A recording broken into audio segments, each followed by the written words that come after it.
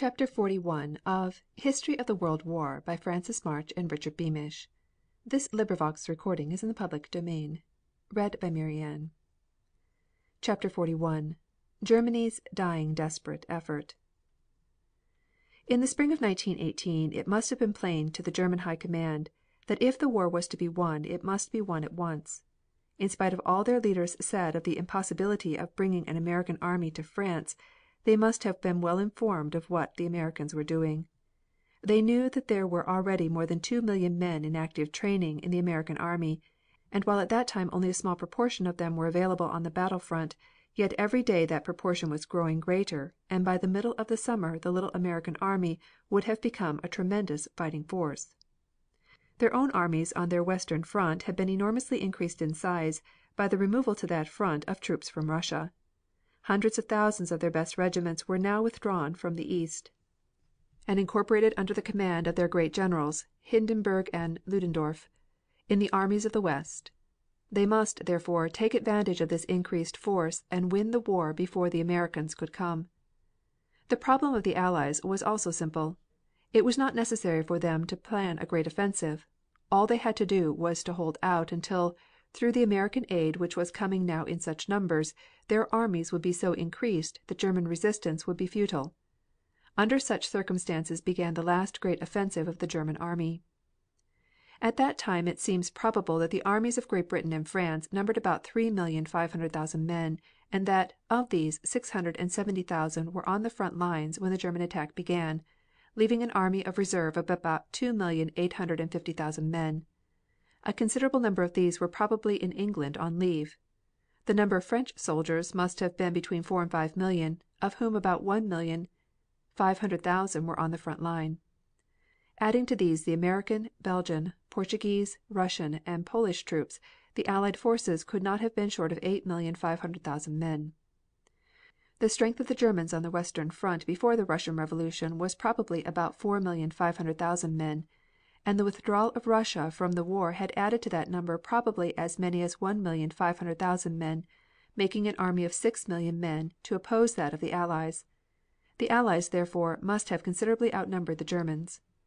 In spite of this fact in nearly all the engagements in the early part of the great offensive the Allied forces were outnumbered in a ratio varying from 3:1 to 5:3.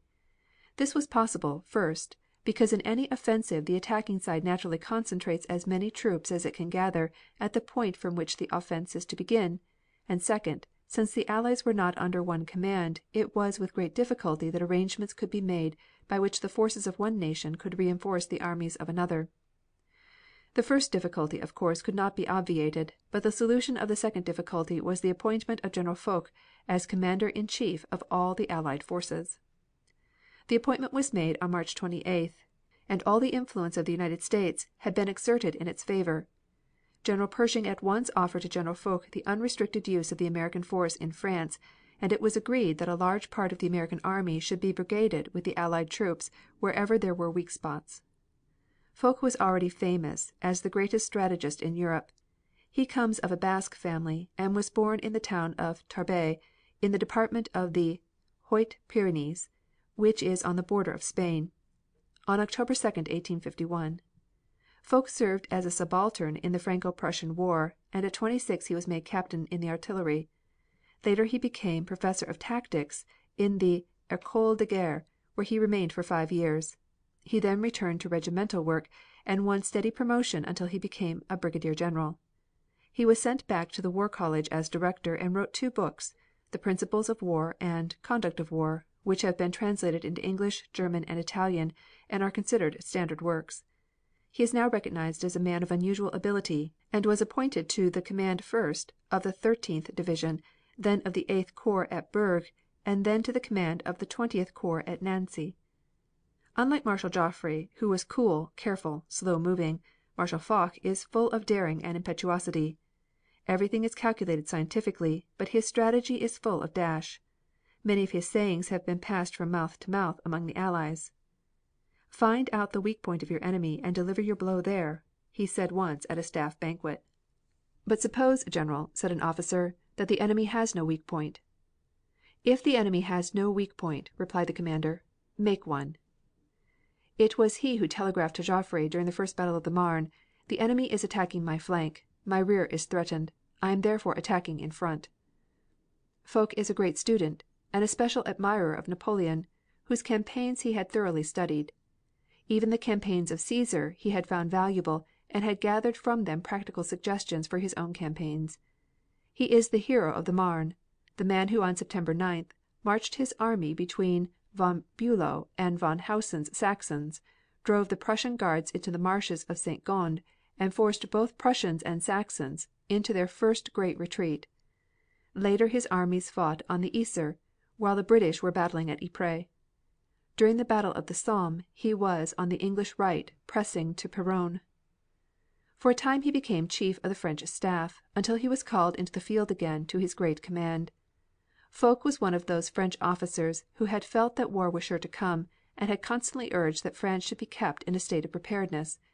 The appointment of General Foch to the supreme command was largely the result of American urgency. General March, the American Chief of Staff, in one of his weekly announcements, stated: "One of the most striking things noticeable in the situation as it is shown on the western front is the supreme importance of having a single command. The acceptance of the principle of having a single command, which was advocated by the President of the United States, and carried through under his constant pressure, is one of the most important single military things that has been done as far as the Allies are concerned. The unity of command which Germany has had from the start of the war has been a very important military asset, and we already see the supreme value of having that central command which now has been concentrated in General Foch." General March, who had earlier been appointed Chief of Staff of the United States Army, was sending a steady stream of American troops to Europe, a fact whose importance was well understood by the new Commander in Chief. On General March's promotion General Foch sent him the following message: "I hear with deep satisfaction of your promotion to the rank of General. I associate myself to the just pride which you must feel in evoking the names of your glorious predecessors, Grant and Sheridan. I convey to you my sincere congratulations, and I am happy to see you assume permanently the huge task of Chief of Staff of the United States Army, which you are already performing in so brilliant a way." General March replied: "Your message of congratulation upon my promotion to the grade of General Chief of Staff, United States Army, was personally conveyed to me by General Vignal, French military attaché. I appreciate deeply your most kindly greetings, and in expressing my most sincere thanks, avail myself of the opportunity to assure you of every assistance and constant support which may lie in my power to aid you in the furtherance and successful accomplishment of your great task." General Foch took command at a very critical time. The Germans had prepared the most formidable drive in the history of the war. They had gathered immense masses of munitions and supplies. Their great armies had been refitted and they were in hopes of a victory which would end the war. Their great offensive had many phases. It resulted in the development of three great salients: the first in Picardy and in the direction of Amiens along the Somme, which was launched on March 21st; the second on the Lys, which was launched on April 9th; and the third, which is called the Oise Marne salient, launched on May 27th. Between the attacks which developed these salients there were also some unsuccessful attacks of almost equal power. On March 28th there was a desperate struggle to capture Arras, preceded by a bombardment as great as any during the whole offensive, but this attack was defeated with enormous losses to the German troops. A fourth phase of the German offensive took place on June 9th, on a front 20 miles between Noyon and Montdidier, which gained a few miles at an enormous cost. On July 15th came the last of the great offensives. It was a smash on a 60-mile line from Chateau Thierry up the Marne, around Rheims, and then east to a few miles west of the Argonne Forest. This offensive at the start made a penetration of from 3 to 5 miles, but was held firmly and much of the gain lost, through the counter attacks of the Allies. It was at this point that the American troops first began to be seriously felt, and it was at this point that General Foch took up the story and began the great series of Allied drives which were to crush the German power. But there had been many days of great anxiety before the turn of the tide. The objects of the German drives were doubtless more or less dependent upon their success. The first drive in Picardy, in the direction of Amiens, had apparently as its object to drive a wedge between the French and British, and the object was so nearly attained that only the heroic work of General Carey saved the Allies from disaster. The Fifth British army, which had borne the brunt of the German attack, had found itself almost crushed by the sheer weight of numbers. The whole line was broken up, and it seemed as if the road was open to Amiens. French reinforcements could not come up in time, bridges could not be blown up because the engineers were all killed. Orders came to General Carey at 2 o'clock in the morning, March 26th, to hold the gap. He at once proceeded to gather an extemporized army. Every available man was rounded up, among others a body of American engineers, laborers, sappers, raw recruits, as well as soldiers of every arm. There were plenty of machine guns, but few men who knew how to handle them. With this scratch army in temporary trenches he lay for 6 days, and, as Lloyd George said, they held the German army and closed that gap on the way to the Amiens. During this fight General Carey rode along the lines shouting encouraging words to his hard pressed men. He did not know whether he would get supplies of ammunition and provisions or not, but he stuck to it. Later on the regular troops arrived. The American engineers, who had been fighting, immediately returned to their base and resumed work laying out trenches. General Rawlinson, commander of the British army at that point, sent the commanding officer of the Americans engaged the following letter: The army commander wishes to record officially his appreciation of the excellent work your regiment has done in assisting the British army to resist the enemy's powerful offensive during the last 10 days. I fully realize that it has been largely due to your assistance that the enemy has been checked, and I rely on you to assist us still further during the days that are still to come before I shall be able to relieve you in the line. I consider your work in the line to be greatly enhanced by the fact that for 6 weeks previous to your taking your place in the front line your men had been working at such high pressure erecting heavy bridges on the Somme. My best congratulations and warm thanks to all. Rawlinson. The demoralization of General Gough's Fifth Army, which had thus left an 8-mile gap on the left, and which had been saved at that point by General Carey, permitted also the opening of another gap between its right wing and the Sixth French army. Here General Fayolle did with organized troops what Carey had done with his volunteers further north. The reason for the success of both Carey and Fayolle appears to have been that the German armies had been so thoroughly battered that they were unable to take advantage of the situation. Their regiments had been mixed up, their officers had been separated from their men in the rush of the attack, and before they could recover the opportunity was lost. The first days of April saw the end of the drive toward Amiens. The Germans claimed the capture of 90,000 prisoners and 1,300 guns. They had penetrated into the Allies' territory in some points a distance of 35 miles. Their new line extended southwest from Arras beyond Albert to the west of Muriel, which is about 9 miles south of Amiens, and then went on west of Pierrepont and Montdidier, curving out at Noyon to the region of the Oise. The first part of April was a comparative calm. Then suddenly there developed the second drive of the German offensive. This drive was not so extensive as the first one, and its object appeared to be to break through the British forces in Flanders and reach the Channel ports. It resulted in a salient embracing an area about 320 square miles, and the Germans claimed the capture of 20,000 prisoners and 200 guns. It was at this point that General Haig issued his famous order, in which he described the British armies as standing with their backs to the wall. It reads as follows: 3 weeks ago today the enemy began his terrific attacks against us on a 50-mile front. Its objects are to separate us from the French, to take the Channel ports, and to destroy the British army. In spite of throwing already 106 divisions into the battle and enduring the most reckless sacrifice of human life, he has yet made little progress toward his goals. We owe this to the determined fighting and self-sacrifice of our troops. Words fail me to express the admiration which I feel for the splendid resistance offered by all ranks of our army under the most trying circumstances. Many among us now are tired. To those I would say that victory will belong to the side which holds out the longest. The French army is moving rapidly and in great force to our support. There is no other course open to us but to fight it out. Every position must be held to the last man. There must be no retiring. With our backs to the wall, and believing in the justice of our cause, each one of us must fight to the end. The safety of our homes, the freedom of mankind depend alike upon the conduct of each one of us at this critical moment.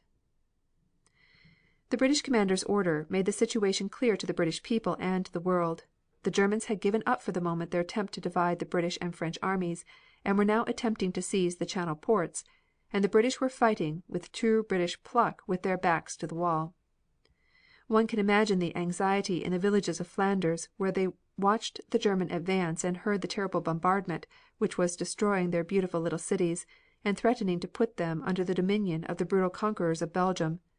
Town after town fell to the enemy, until at last the German attack began to weaken. Counter attacks on April 17th recaptured the villages of Wytschaete and Meteren. At other points German attacks were repulsed, and the attack on the Lys had reached its limit. It had not only failed to reach the coast, but had not even reached so far as to force the evacuation of Ypres or to endanger Arras. On the contrary, the Germans had paid for their advance by such terrible losses that the ground that they had gained meant almost nothing. Then they made, on April 30th, a vigorous endeavor to broaden the Amiens salient in the region of Hangard and Noyon. This attack also failed. On May 27th, Ludendorff made his next move. This was in the south, and was preceded by the most elaborate preparations over a 40-mile front. At first it met with great success.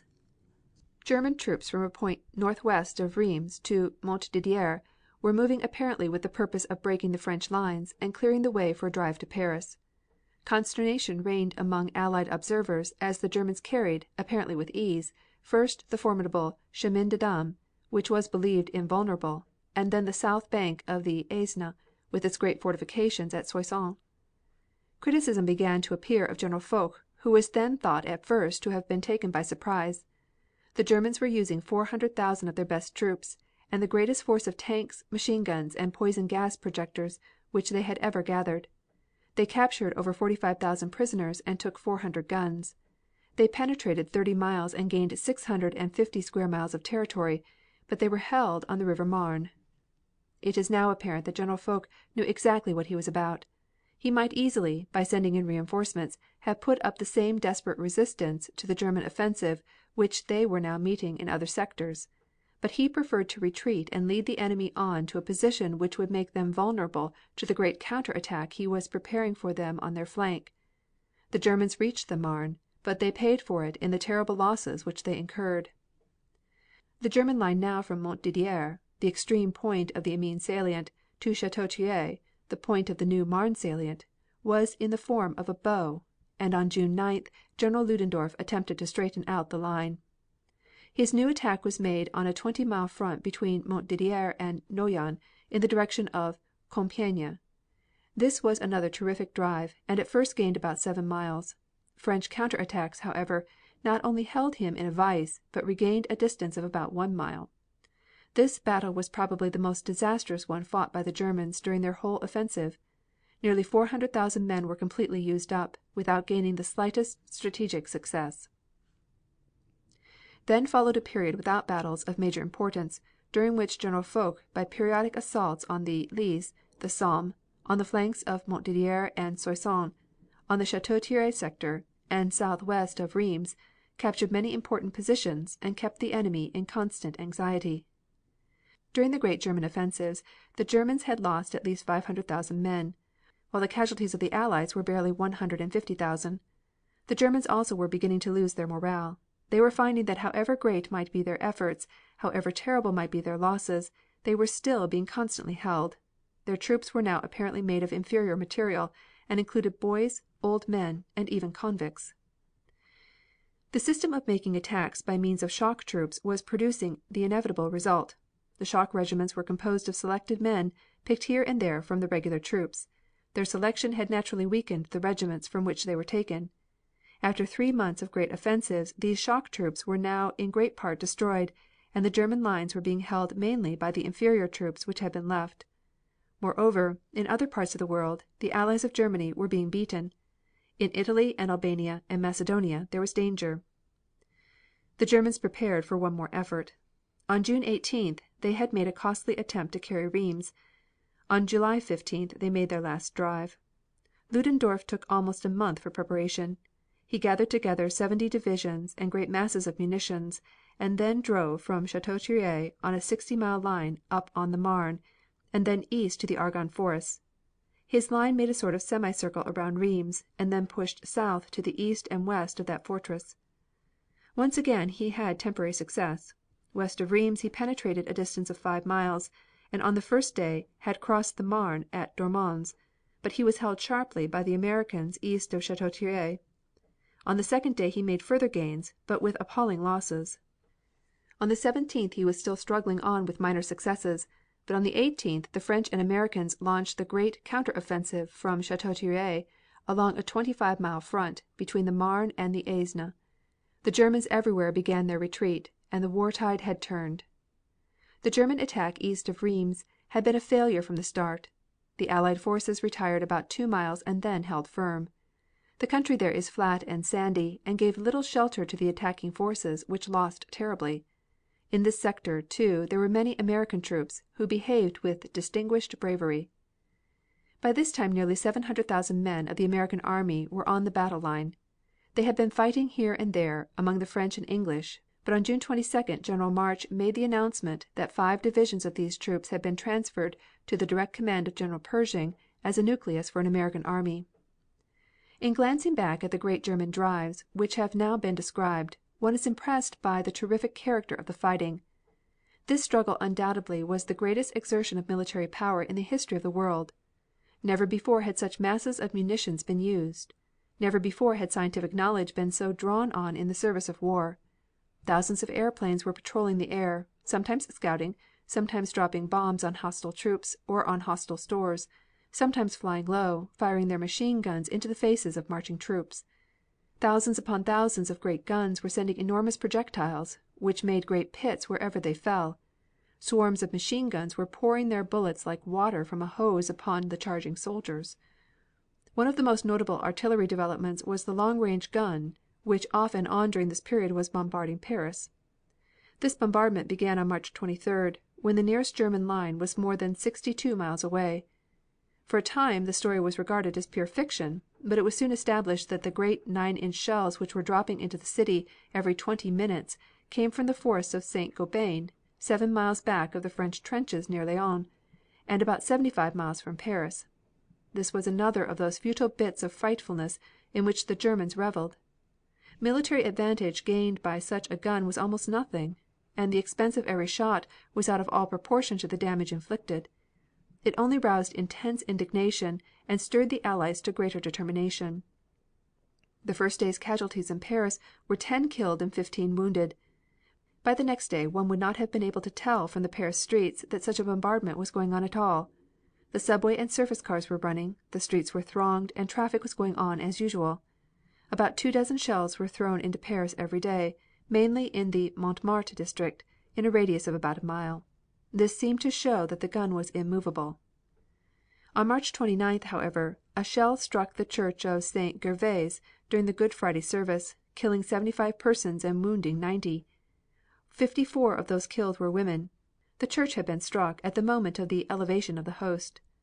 This outrage aroused special indignation, and Pope Benedict sent a protest to Berlin. An examination of the exploded shells indicated that the new German gun was less than 9 inches in caliber, and that the projectiles, which weighed about 200 pounds, contained 2 charges in 2 chambers, connected by a fuse which often exploded more than 1 minute apart. It took 3 minutes for each shell to travel to Paris, and it was estimated that such a shell rose to a height of 20 miles from the earth.